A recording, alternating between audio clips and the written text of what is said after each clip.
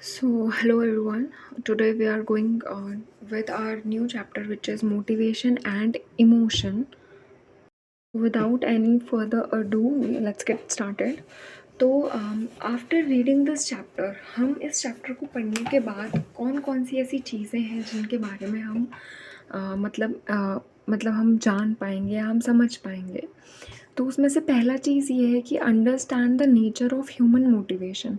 तो इस चैप्टर में हम बेसिकली पढ़ने क्या वाले हैं, हम ये पढ़ने वाले हैं कि किस तरीके से जो ह्यूमंस हैं, ह्यूमंस का जो नेचर है मोटिवेशन का, वो किस तरीके से है। उसके बाद हम ये चीज़ डिस्क्राइब कर रहे हैं कि ये जो नेचर है और ये जो कुछ इम्पॉर्टेंट मोटिव्स हैं जिसकी वजह से जो इंसान है वो मोटिवेटेड रहता है। उसके बाद हम ये चीज़ डिस्क्राइब करेंगे कि इमोशनल एक्सप्रेशन क्या होता है। देन वी विल सी कि जो ये रिलेशन है किसी भी कल्चर का और किसी भी कल्चर का इमोशन के साथ, वो किस तरीके से है, हम इस रिलेशन को समझेंगे। उसके बाद हम ये देखेंगे कि किस तरीके से हम अपने इमोशंस को मैनेज कर सकते हैं। तो हमारा जो कंटेंट है उसमें हम यही सब चीज़ें पढ़ रहे हैं। पहला तो हम इंट्रोडक्शन पढ़ेंगे, फिर हम ये पढ़ेंगे कि नेचर क्या होता है मोटिवेशन का, टाइप्स ऑफ मोटिवेशन हम देखेंगे। उसके बाद जो मैस्लो की हायरार्की है जिसमें एक सेल्फ मोटिवेशन जो है, नीड ऑफ, उसमें वो पढ़ेंगे। फिर हम नेचर ऑफ इमोशंस पढ़ेंगे। फिर हम फिजियोलॉजी पढ़ेंगे इमोशंस की, कि जो फिजियोलॉजिकल बेसिस होता है इमोशन का, वो पढ़ेंगे। देन हम पढ़ेंगे कि जो कॉग्निटिव बेसिस होते हैं इमोशंस के, वो क्या होते हैं। जो कल्चरल बेसिस होते हैं इमोशन के, वो क्या होते हैं। जो एक्सप्रेशंस होते हैं इमोशन के, वो क्या होते हैं। फिर उसके बाद हम ये चीज़ देखेंगे कि हम किस तरीके से नेगेटिव इमोशंस को मैनेज कर सकते हैं, यानी कि जो हमारे पोस्ट ट्रॉमेटिक स्ट्रेस होते हैं। और ये सिर्फ मैं एक स्टडी के सेंस में नहीं कह रही हूँ कि only those who are studying the subject they should know this. Everyone at present इतना ज़्यादा हमारा लाइफस्टाइल ऐसा हो गया है, स्ट्रेस इतना ज़्यादा है, everyone needs motivation. So for all of them these managements are very important, they can also learn this. तो यहाँ पे हमें क्वेट दिया हुआ है, जो है कोट दिया हुआ है, जो कि emotions has taught mankind to reason. जो हमारे इमोशंस होते हैं उसने ह्यूमन काइंड को एक एक रीज़न दिया है, एक चीज़ सिखाई है कि हम किस तरीके से किसी भी चीज़ को रीज़न कर सकते हैं। ठीक है, कि इसके पीछे क्या रीज़न है, उसके पीछे क्या रीज़न है। तो अब हमारे पास सबसे पहले इंट्रोडक्शन है इस चैप्टर का। इंट्रोडक्शन से शुरुआत करते हैं।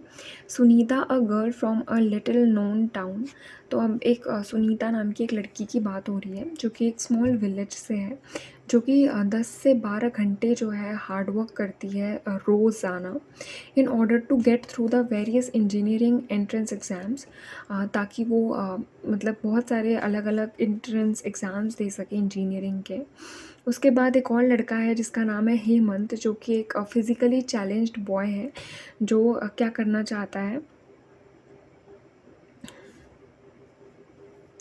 तो वो अपने आप को एक माउंटेनियरिंग के इंस्टीट्यूट में क्या कर रहा है, एक्सटेंसिवली ट्रेन कर रहा है।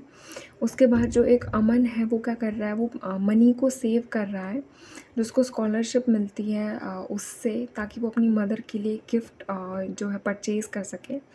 तो ये जो कुछ एग्जांपल्स दिए हुए हैं हमें, जिसमें हमें कुछ ह्यूमन के बिहेवियर दिए हैं, जो रोल है मोटिवेशन का वो किस तरीके से है। तो पहला जो सुनीता का केस था, उसमें वो मेहनत इसीलिए कर रही है ताकि वो किसी अच्छे इंजीनियरिंग कॉलेज में जा सके, तो उसका मोटिवेशन वहाँ पे वो है। उसके बाद जो हेमंत है वो एक कंपटीशन में पार्टिसिपेट करना चाहता है, इसीलिए वो क्या कर रहा है, ट्रेनिंग कर रहा है। अमन अपनी माँ को गिफ्ट देना चाहता है, इसीलिए वो पैसे बचा रहा है। तो यहाँ पे अलग अलग तरीके के मोटिवेशंस हैं जो उनको उनकी लाइफ में वो चीज़ करने को क्या कर रहे हैं, मोटिवेट कर रहे हैं। Each of these behaviours are caused by an underlying motive. और ये जो भी बिहेवियर हैं ये किसी ना किसी वजह से वो कर रहे हैं। Behaviour is goal driven.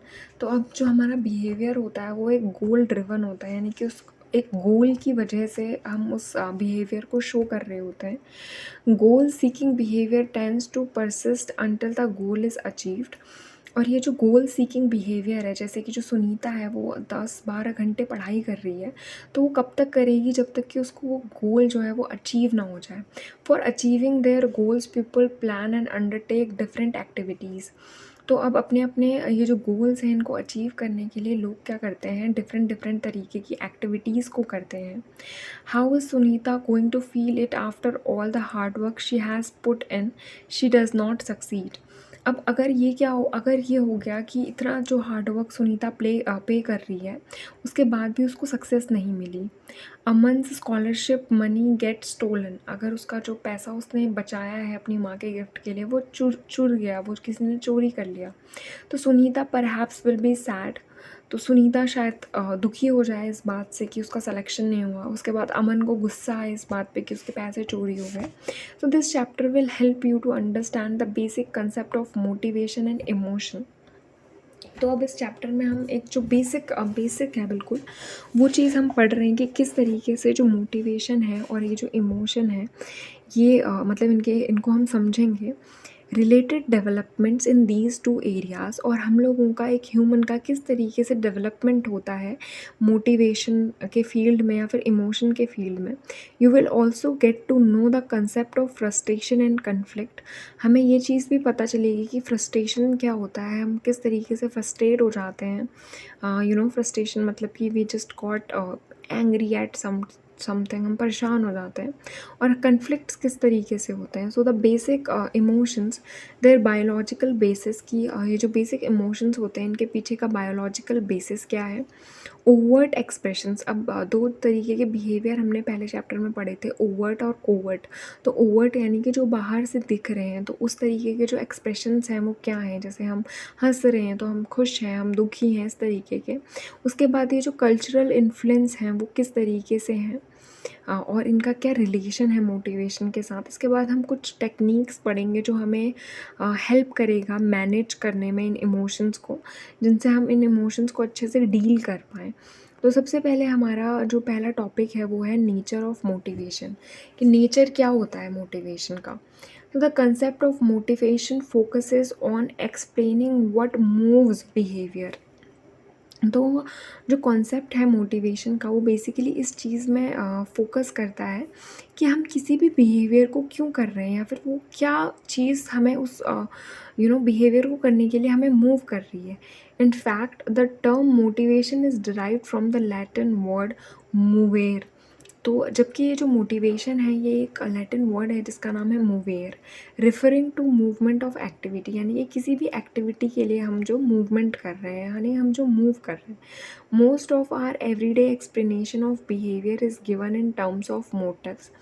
तो हमारा जो डे टू डे लाइफ में या फिर हमारा जो एवरी डे, हमारा हर दिन का जो एक्सप्लेनेशन है बिहेवियर का मोटिव्स के टर्म में, लाइक इसमें दिया है why do you come to school और कॉलेज, आपका क्या रीज़न है कि आप स्कूल और कॉलेज आते हो। There may be any number of reasons for this behaviour. इसमें बहुत सारे अलग अलग तरीके के रीजन्स हो सकते हैं, जैसे कि हमें कुछ सीखना है, या फिर हमें फ्रेंड्स बनाने हैं, या फिर हमें उस डिप्लोमा या डिग्री की ज़रूरत है एक अच्छी जॉब के लिए, या फिर हम अपने पेरेंट्स को खुश रखना चाहते हैं, या फिर और भी बहुत सारे रीजन्स हो सकते हैं। Some combinations of these reasons or others would explain why you choose to go in for higher education. तो इन्हीं कुछ रीजंस का कॉम्बिनेशन या फिर कुछ अलग तरीके के जो एक्सप्लेनेशंस होते हैं, ये हमें हेल्प करते हैं ये चूज़ करने में कि हम हायर एजुकेशन क्यों चूज़ कर रहे हैं, या फिर हमें हायर एजुकेशन की क्या ज़रूरत है। Motives also help in making predictions about behaviour. अब ये जो मोटिव्स होते हैं, यानी कि जो हमारा मोटिव है किसी भी काम को करने के लिए, उस काम को करने के लिए हमारा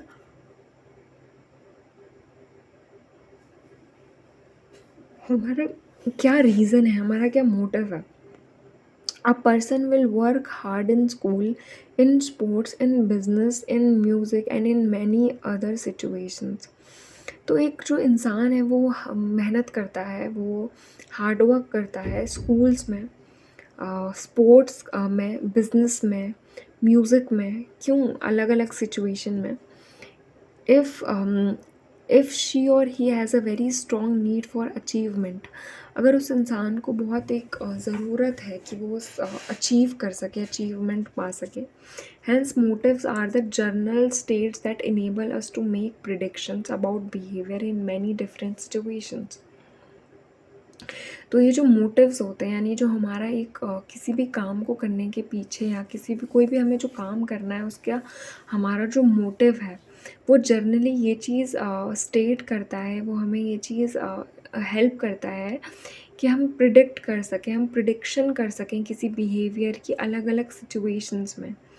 तो जो हमारा मोटिव होता है वो जनरली यही होता है कि हम अलग अलग सिचुएशन में किस तरीके का बिहेवियर शो कर रहे हैं। So in other word, motivation is one of the determinants of behaviour, यानी कि हम दूसरे शब्दों में ये बात कह सकते हैं कि मोटिवेशन एक क्या है, मोटिवेशन एक डिटर्मिनेंट है, यानी कि हम किस तरीके का बिहेवियर शो कर रहे हैं, उस बिहेवियर को शो करने के पीछे जो रीज़न होता है वो मोटिवेशन होता है। Instincts, derived need, goals, incentives come under the broad clusters of motivation. तो ये जो हमारे derives हैं, यानी कि हम किस वजह से वो काम कर रहे हैं, हमारी क्या ज़रूरत है उस काम को करने के लिए, या हमारा गोल क्या है उसको करने के पीछे, या हमारे इंसेंटिव्स क्या हैं, तो ये सारी चीज़ें जो हैं ये मोटिवेशन को इफ़ेक्ट करती हैं। अब हमारे पास एक साइकिल दी हुई है, द मोटिवेशन साइकिल। तो जो साइकोलॉजिस्ट हैं now use the concept of need to describe the motivational properties of behaviour. तो अब जो साइकोलॉजिस्ट हैं वो एक कंसेप्ट जो होता है, एक कंसेप्ट का इस्तेमाल करते हैं इस मोटिवेशनल की प्रॉपर्टीज़ जो हैं, जो मोटिवेशनल प्रॉपर्टीज़ हैं हमारी बिहेवियर की, उसे so a need is lack or deflect of some necessity. A condition of need leads to derive, यानी कि हमें किसी चीज़ की ज़रूरत है। फॉर एग्ज़ाम्पल, मुझे प्यास लग रही है तो मुझे पानी पीने की ज़रूरत है, तो उसने क्या किया, मुझे डिराइव किया कि मैं उठ के किचन तक जाऊँ। फिर मैं उठ के किचन तक गई, अरोज़ल हुआ मेरा। फिर मैंने क्या किया, गोल डायरेक्टेड बिहेवियर, यानी कि मेरा गोल डायरेक्टेड बिहेवियर क्या होगा, मैं बॉटल खोलूँगी या बॉटल भरूँगी या ग्लास में पानी भरूँगी। तो अचीवमेंट हुआ मेरा क्या कि मैंने पानी पी लिया। रिडक्शन ऑफ अरोज़ल, यानी कि अब क्या हो गया, मेरी प्यास जो थी वो शांत हो गई। तो मेरा क्या हो गया, ये जो अरोज़ल था उसमें रिडक्शन हो गया। अब नेक्स्ट टाइम वापस से जब मुझे पानी पीने की नीड होगी, वापस से चीज़ ड्राइव होगी, अरोज़ल होगा, गोल डायरेक्टेड बिहेवियर होगा मेरा, फिर मुझे अचीवमेंट मिलेगा, फिर क्या होगा, रिडक्शन ऑफ अरोज़ल। यही जो साइकिल है यही है मोटिवेशन की साइकिल। ये मैंने एक एग्जांपल दिया आपको कि मेरा मोटिवेशन क्या था पानी पीने के पीछे। तो फिर a drive is a state of tension और arousal produced by a need. तो एक डिराइव जो है वो एक टेंशन की स्टेट है, यानी कि हमें वो चीज़ करना है, उसके लिए हमें वो प्रेशराइज़ कर रही है वो, ठीक है। इट एनर्जाइज रैंडम एक्टिविटी, तो इसकी वजह से हमें हमारी क्या होती है, रैंडम एक्टिविटीज़ को एनर्जी मिलती है। When one of the random activity leads to a goal, it reduces the drive and the organism stops being active.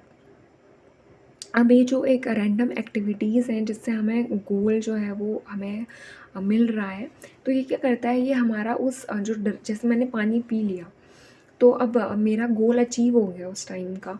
तो ये क्या करेगा, फिर मेरी वापस से पानी पीने की जो डिराइव है उसको क्या करेगा, रोक देगा। तो मुझे एक्टिव, यानी कि मुझे वापस से उठने से क्या कर रहा है, ये रोक दे रहा है। So the organism returns to a balance state, यानी कि जो मैं बैठी थी या फिर जो मैं लेटी थी, मैं उस स्टेट में वापस आ गई। Thus the cycle of motivational events can be presented as shown. तो अब ये जो 9.1 है, जो हमने अभी मोटिवेशन की साइकिल पढ़ी, इसमें हम ये चीज़ रिप्रेजेंट कर सकते हैं। So are there different types of motives. तो हमें एक क्वेश्चन पूछा है कि क्या हमारे अलग अलग तरीके के मोटिव्स होते हैं। बिल्कुल हमारे अलग अलग तरीके के मोटिव्स होते हैं। Are there any biological basis explaining different kinds of motives. क्या हमारे डिफरेंट डिफरेंट बायोलॉजिकल बेसिस होते हैं जिससे हम अलग अलग तरीके के मोटिव्स को एक्सप्लेन कर सकते हैं। What happens if you motive remains unfulfilled. क्या होगा अगर हमारा जो मोटिव है वो पूरा नहीं हुआ, वो अनफुलफिल्ड रह गया? So these are some of the questions we will discuss in the following section. तो ये क्वेश्चंस जो हैं ये हम दूसरे सेक्शंस में क्या करने वाले हैं, हम डिस्कस करने वाले हैं। तो पहला हमारा है टाइप्स ऑफ मोटिव्स। तो हमारे कितने तरीके के मोटिव्स होते हैं, हमारे मोटिव्स क्या क्या होते हैं? तो हमें यहाँ पे दिया हुआ है कि basically there are two types of motives. तो हमारे दो तरीके के मोटिव्स होते हैं, एक होता है बायोलॉजिकल मोटिव और एक होता है एक होता है साइको सोशल मोटिव। तो बायोलॉजिकल मोटिव्स क्या होते हैं, जिनको हम फिजियोलॉजिकल मोटिव भी कहते हैं। तो ये क्या करते हैं कि हमारे ये जो फिजियोलॉजिकल मैकेनिज्म होता है बॉडी का, उसको ये क्या करते हैं, गाइड करते हैं। Physiological motives on the other hand are primarily learned from the individual interaction with the various environmental factors. तो ये जो साइको सोशल मोटिव्स होते हैं दूसरे ही हैंड में, ये हमारे लोग दूसरे लोगों के साथ क्या है, इंटरेक्शन से, और उसके साथ साथ जो हमारा अलग अलग इन्वायरमेंटल वेरिएशन है, उसके साथ साथ जो चेंज हो रहा है वो है हमारा साइको सोशल मोटिव। वहीं पे हमारा बायोलॉजिकल मोटिव है कि हमारी बायोलॉजी, हमारी बॉडी की क्या नीड है, वो वाला motive. So however both type of motives are interdependent on each other. तो हमारे ये जो दोनों तरीके के मोटिव्स हैं वो एक दूसरे पे डिपेंडेंट होते हैं। This is in some kind of situation the biological factors may trigger a motive, whereas in some other situation the psycho social factor may trigger the motive. तो अब हमारे जो ये जो दोनों तरीके के मोटिव्स हैं, ये एक दूसरे पे पहले तो इंटरडिपेंडेंट होते हैं। कुछ सिचुएशन में जो बायोलॉजिकल फैक्टर्स होते हैं, ये क्या करते हैं, ये ट्रिगर करते हैं मोटिव्स को। आ, आ, वहीं पे कुछ अदर सिचुएशंस में क्या होता है, ये जो हमारे साइको सोशल फैक्टर्स होते हैं, ये हमें उस मोटिव को अचीव करने में या फिर हमारे मोटिवेशन के पीछे का रीज़न होते हैं। Hence, you should keep in mind that no motive is absolutely biological और साइकोसोशल। तो हमें ये चीज़ पता होनी चाहिए कि कोई भी जो हमारा मोटिव है वो पूरी तरीके से बायोलॉजिकल नहीं हो सकता या पूरी तरीके से साइकोसोशल नहीं हो सकता। Rather they are aroused in the individual with varying combinations. हाल जबकि वो क्या होंगे, वो मतलब वो क्या होंगे, वो अरोज होंगे इंडिविजुअल से, डिफरेंट डिफरेंट इंडिविजुअल से, उनकी वेरिंग कॉम्बिनेशंस में, यानी कि अलग अलग कॉम्बिनेशंस में वो वेरी करेंगे। तो अब हमारा पहला जो टॉपिक है वो है हमारा बायोलॉजिकल मोटिव्स। की बायोलॉजिकल मोटिव्स क्या होते हैं? द बायोलॉजिकल और physiological approach to explain motivation in the earliest is the earliest attempt to understand causes of behaviour. तो ये जो हमारा बायोलॉजिकल या फिर फिजियोलॉजिकल अप्रोच है, कि जैसे मेरी बायोलॉजिकल नीड थी कि मुझे प्यास लगी थी, तो ये जो अप्रोच है जिससे मैं क्या कर रही हूँ, एक अटेम्प्ट है मेरा जो मुझे वो जो मुझे बिहेवियर करना है, उस बिहेवियर को समझने के लिए। Most of the theories which develop later carry tracks of the influence of the biological approach. तो बहुत सारी ये जो थ्योरीज़ हैं जो बाद में डेवलप हुई, जिससे हम क्या कर रहे हैं, हम ये चीज़ कैरी कर रहे हैं, जो ट्रेसेस होते हैं जो बायोलॉजिकल अप्रोच को इन्फ्लुएंस करते हैं, उनका जो मतलब इन मोस्ट थ्योरीज़ का जो डेवलपमेंट है वो किस तरीके से हुआ है। The approach adhering to the concept of adaptive acts holds that organisms have needs, internal physiological imbalances that produce derive, which stimulates behavior leading to certain action towards achieving certain goals, which reduce the derive। तो अब यहाँ पे ये जो हमारे internal physiological imbalances हैं, जैसे मुझे प्यास लगी है या मुझे भूख लगी है, तो मेरा क्या है, अंदर मेरी, जब मुझे भूख लगी है तो मतलब मेरे अंदर बॉडी के ग्लूकोज की कमी हो रही है, मुझे प्यास लगी है यानी कि मेरे अंदर वाटर की कमी हो रही है, तो अंदर क्या हो रहा है, फिजियोलॉजिकल इम्बैलेंस हो रहा है। तो ये क्या कर रहा है, मुझे एक ड्राइव प्रोवाइड कर रहा है, जिससे मैं क्या कर रही हूँ, स्टिमुलेट कर रही हूँ अपना behaviour. The earliest explanation of motivation relied on the concept of instinct. तो इसके बाद जो पहला जो अर्लीस्ट जो हमारा एक्सप्लेनेशन था मोटिवेशन का, वो यही था, इंस्टिंक्ट के बेस में था। The term instinct denote inborn pattern of behaviour. तो हमारा ये जो टर्म है इंस्टिंक्ट, इंस्टिंक्ट ये चीज़ डिनोट करता है कि हमारा जो इनबॉर्न पैटर्न है, यानी कि हमारा जो हम जो बर्थ से जो बिहेवियर पैटर्न लेके आ रहे हैं, that are biological determined rather than learned. जो कि क्या है, बायोलॉजिकली हम लेके आ रहे हैं, जो हमने सीखे नहीं हैं। जैसे कि जो कुछ कॉमन ह्यूमन की इंस्टिंक्ट होते हैं, जैसे कि क्यूरियोसिटी, यानी कि किसी चीज़ को देख के हम क्यूरियस हो जाते हैं कि ये कैसे हुआ, क्या हुआ। अगर एक बच्चे को भी हम एक खिलौना लेते हैं या कुछ टॉय देते हैं, तो he use to observe it very well कि क्या है, किस तरीके से है। तो ये क्यूरियोसिटी है। उसके बाद फ्लाइट, यानी कि अगर हमें कुछ डेंजरस सिचुएशन लग रही है तो हम वहाँ से भाग जाएंगे। रिपल्शन, रिप्रोडक्शन, पेरेंटल केयर, ये सारी क्या है, ये ह्यूमन इंस्टिंक्ट है। Instinct are innate tendencies found in all members of species that direct behaviour in predictable ways. तो ये जो इंस्टिंक्ट हैं, ये हमें क्या करती हैं, ये इनेट टेंडेंसी, यानी कि ये चीज़ हम क्या है, ये हम लेके पैदा हुए हैं। जो भी जितने भी मेंबर्स होते हैं उस स्पीशीज़ के, जो कि डायरेक्टली क्या करते हैं, बिहेवियर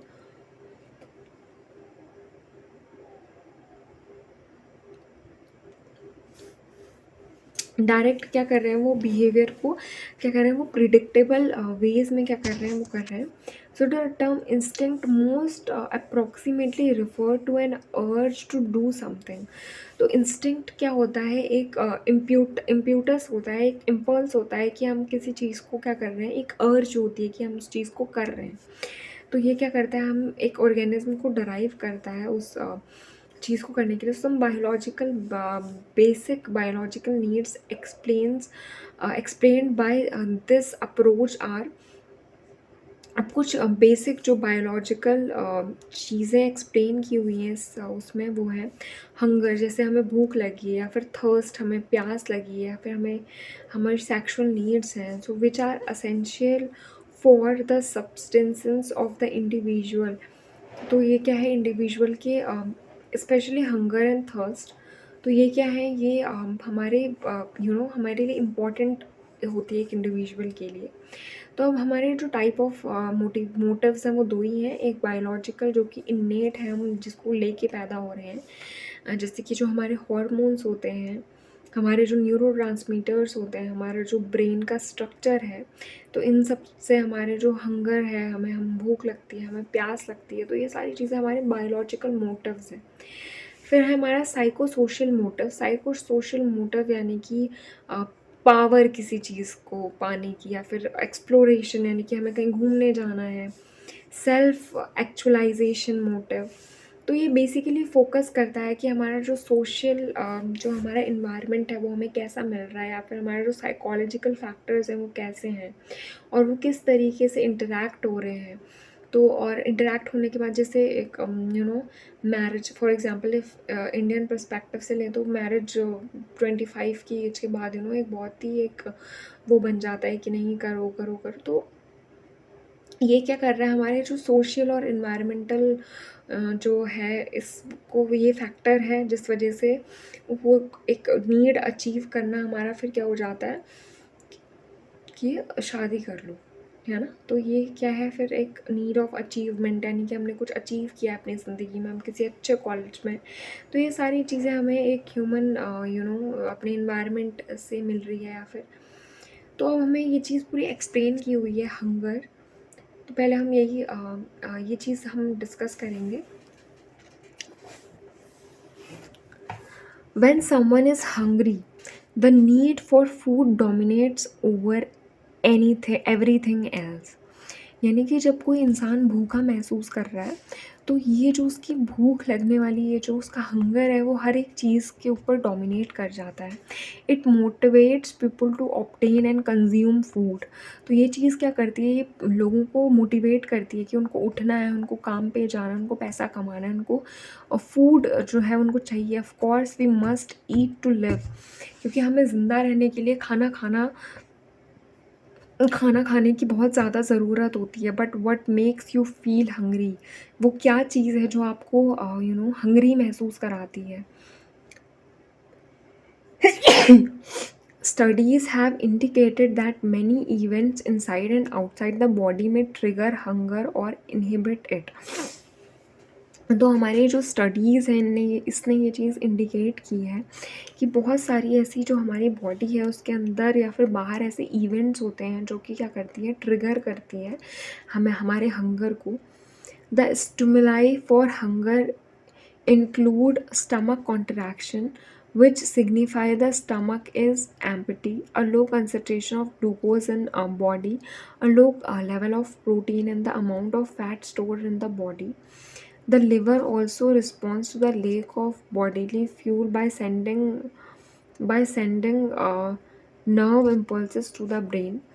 तो ये जो स्टिमुलाई है, हमें भूख लग रही है, उसके पीछे का रीज़न ये हो सकता है कि हमारा जो स्टमक है वो कॉन्ट्रैक्ट कर रहा है, हमारी बॉडी के अंदर ग्लूकोज़ या प्रोटीन का लेवल कम हो रहा है। तो इन सब चीज़ों की वजह से क्या हो रहा है, हमारा जो लिवर है वो सिग्नल सेंड कर रहा है ब्रेन को कि हमें भूख लगानी है। ठीक है। द अरोमा, टेस्ट और अपीयरेंस ऑफ फूड में also result in a desire to eat. यानी कि अगर हम कहीं से खाने की खुशबू सूंघ लेते हैं तो भी हमें खाने का मन करने लग जाता है। तो ये भी चीज़ है जिससे कि हमें डिज़ायर होता है उस खाने को खाने का। It may be noted that none of these alone give you the feeling that you are hungry. तो अब ये चीज़ भी हमें नोट करनी होगी कि इनमें से कोई भी एक चीज़ अकेले हमें ये भूखा फ़ील नहीं कराती। हमें भूख भी लगी हुई होनी चाहिए और हमें जब खुशबू आती है खाने की, तो ये दोनों चीज़ें साइमल्टेनियसली वर्क करती हैं। All in combination act with external factors. इसके अलावा ये सारी चीज़ें जो हमारे एक्सटर्नल फैक्टर्स होते हैं, जैसे कि टेस्ट खाने का, कलर खाने का, या जो हम जब हम ऑब्ज़र्व करते हैं दूसरे लोगों को खाते हुए देखते हैं हम उन्हें, जब हम स्मेल लेते हैं उस फूड की, तो to help you understand that you are hungry. तो हमें ये चीज़ मदद करती है ये चीज़ समझने में कि हम क्या हैं, हम भूखे हैं। Thus it can be said that our food intake is regulated by a complex feeding satiety system located in the hypothalamus. तो हमारा ये जो फूड कंजप्शन का हमारा जो फूड इनटेक जो है, ये क्या चीज़ रेगुलेट करता है, ये रेगुलेट करता है ये जो कॉम्प्लेक्स फीडिंग जो हमारा हाइपोथैलेमस है, ये सिग्नल सेंड करता है। जो हमारा लिवर है वो सिग्नल सेंड करता है। जो हमारे बॉडी के अदर पार्ट्स हैं वो क्या कर रहे हैं, एक्सटर्नल क्लूज़ दे रहे हैं हमें कि हमें भूख लगी है, हमें खाना खाना है। सो some physiologists hold that change in the metabolic function of the liver result in the feeling of hunger. तो कुछ फिजियोलॉजिस्ट ये कहते हैं कि जो हमारा जो लिवर है उसमें जो मेटाबॉलिक फंक्शंस हैं, ये क्या कर रहे हैं, ये हमारा जो लिवर है उस मतलब लिवर के जो मेटाबॉलिक फंक्शंस हैं, ये क्या चीज़ में रिज़ल्ट कर रहे हैं कि हमें भूख लगे, इस फीलिंग में क्या कर रहे हैं, ये रिज़ल्ट कर रहे हैं। So the liver sends a signal to a part of the brain called hypothalamus. तो हमारा जो लिवर होता है वो सिग्नल सेंड करता है हाइपोथैलेमस को, हमारा जो ब्रेन का पार्ट है उसे भूख लगाने के लिए। So the two regions of hypothalamus involve in hunger are the lateral hypothalamus and the ventromedial hypothalamus. तो जो हमारा लेटरल हाइपोथैलेमस है और वेंट्रोमेडियल हाइपोथैलेमस है, ये दोनों रिस्पॉन्सिबल होते हैं हमें भूख लगने के पीछे। जो लेटरल हाइपोथैलेमस है, ये कंसीडर होता है एज एन एक्सीटेटरी एरिया, एक एक्सीटेटरी एरिया की तरीके से। Animal eat when this area is stimulated. तो कोई भी जानवर तब खाना खाता है जब ये एरियाज़ क्या होते हैं, स्टिमुलेट होते हैं। When it is damaged animal stop eating and die of starvation. और अगर किसी वजह से किसी भी एनिमल का ये वाला पार्ट डैमेज हो गया, तो वो स्टार्व यानी कि भूख से स्टार्विंग कर के वो क्या हो जाता है, मर जाता है। और ये जो वेंट्रोमीडिएट मीडियल हाइपोथैलेमस है, ये हमारा मतलब मिडल में हाइपोथैलेमस के लोकेटेड होता है, which is otherwise known as hunger controlling area. तो ये क्या होता है, ये एक हंगर कंट्रोलिंग एरिया होता है जो क्या करता है, हमारी इनहिबिट करता है, हमें रोकता है जो हंगर डराइव होती है उसको। Now can you guess about people who over eat and become obese and people who eat very little or are on a diet. तो ये जो चीज़ें होती हैं, ये रीजंस होते हैं, ये जो वेंट्रोमीडियल हाइपोथैलेमस होता है ये, और ये जो रीजंस होते हैं हमारे कि ये कोई भी इंसान कम खाता है या फिर क्यों कोई इंसान ज़्यादा खाता है और ओबेस हो जाता है। Then we have the next which is thirst. Thirst यानी कि प्यास।